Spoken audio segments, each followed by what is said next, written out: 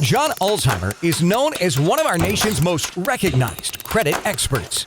Having worked for 28 years in the credit industry, John has become one of the most prolific speakers about credit and the go-to authority on answers to credit-related questions.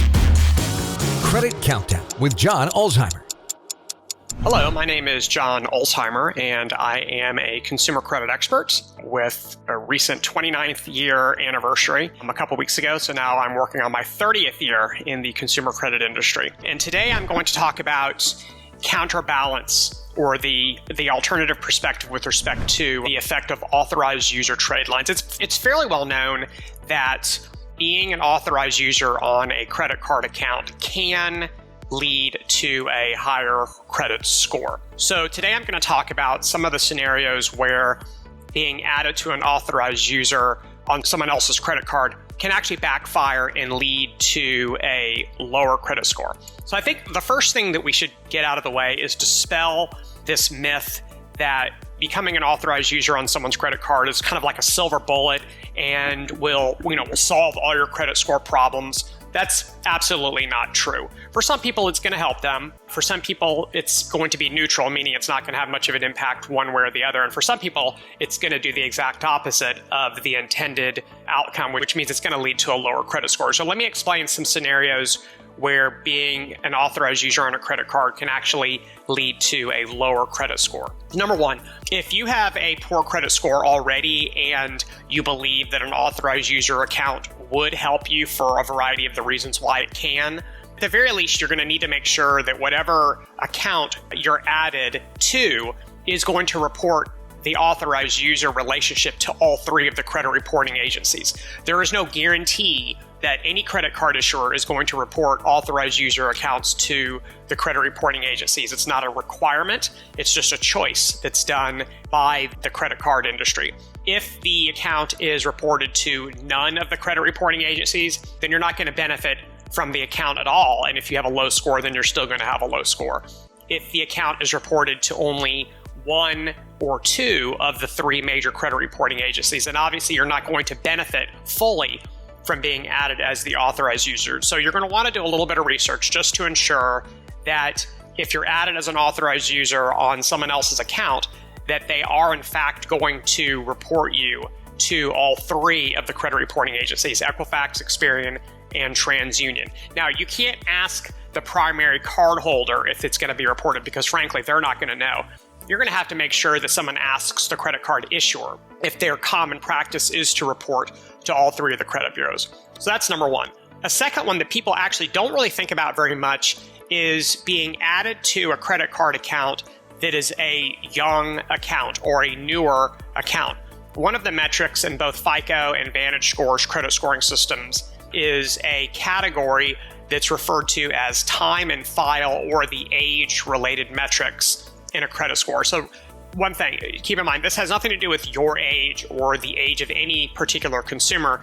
This is with respect to the age of the consumer's credit report. And there's a couple of ways that this is calculated: the oldest account, the average of your accounts. And so you're going to want to have as old of a credit report as possible because that's actually very helpful for your credit scores. It's not a terribly important factor. It's usually pretty low on the totem pole, but it is in fact a factor, and you'd like to have an older credit report if possible. So if you're added to a newly opened credit card, for example, as an authorized user, and that account is reported to the credit reporting agencies, then it's certainly a mathematical certainty that it's going to drag down the average age of your accounts.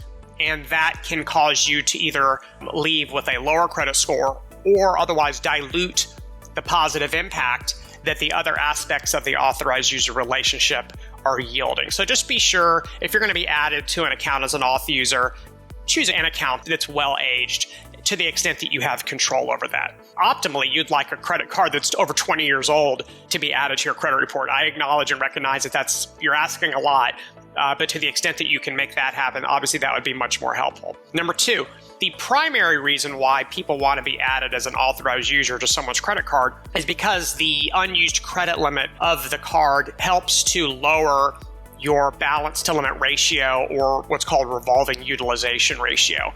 And you want that ratio to be as low as possible. So what you don't want to do accidentally is add a card to your credit reports that either really has no material impact on that ratio or unfortunately causes that ratio to go up. So if your balance to credit limit ratio is, say, 50%, which isn't great, it's also not horrible, and you get added to a credit card that has a 100% utilized balance to limit ratio, meaning that the card's maxed out, you're actually going to increase your utilization ratio, and it's very likely that your score is going to go down because of you being added to that card. So if you're going to be added to a credit card, again, I know it's not always your choice. However, to the extent that you can be added to a card that has a very high credit limit and a very low or no balance, that's really the one that you're going to want to focus on, because that's going to have the most positive impact to getting that ratio as low as possible. Third, I can't believe I'm having to say this, but this is something that you need to recognize as well.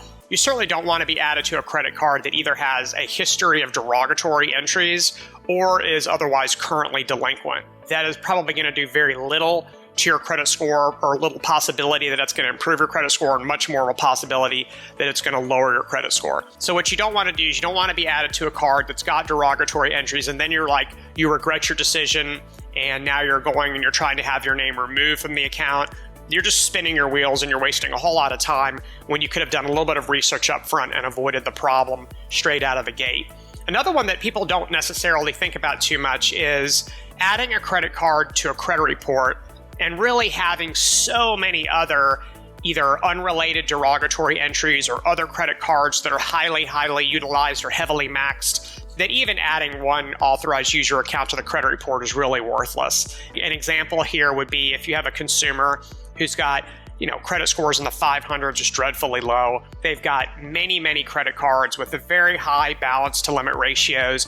And now all of a sudden you add a credit card to your credit report that's got a $1,000 limit and zero balance. What you've just done is absolutely nothing and worthless, because you haven't really moved the needle per se. You haven't added anything to the credit report that has a high enough limit that it's really going to move that balance to limit ratio. And unfortunately, by adding one good account to a credit report, you're not going to all of a sudden dilute the negative impact of all those other derogatory entries. So be cognizant of that also. And maybe a better word isn't cognizant, maybe a better word is reasonable. Be reasonable with your expectations. If you think you're going to be added to a credit card as an authorized user and you're going to turn your 500 into an 800 overnight, that's probably not going to happen. And anyone who's promising that that's going to happen is probably being dishonest with you. So be realistic with your expectations. It takes a long time to improve a credit score, so make sure that you're very strategic about your choice as to which credit cards you're having your names associated with. You're going to want accounts that are going to be older. You're going to want accounts that are going to have high limits and low balances. And if you've got a bunch of other unrelated entries on the credit report that are problematic, then you're going to want to be realistic with the amount of time it's going to take for your credit score to move in a positive direction. So I appreciate you listening. If you have any questions, you can ask them in the comment section below, and I'll get them as quickly as I can. Thanks for watching, and have a great rest of your day. For more videos and credit tips from John Ulzheimer, go to www.tradelinesupply.com.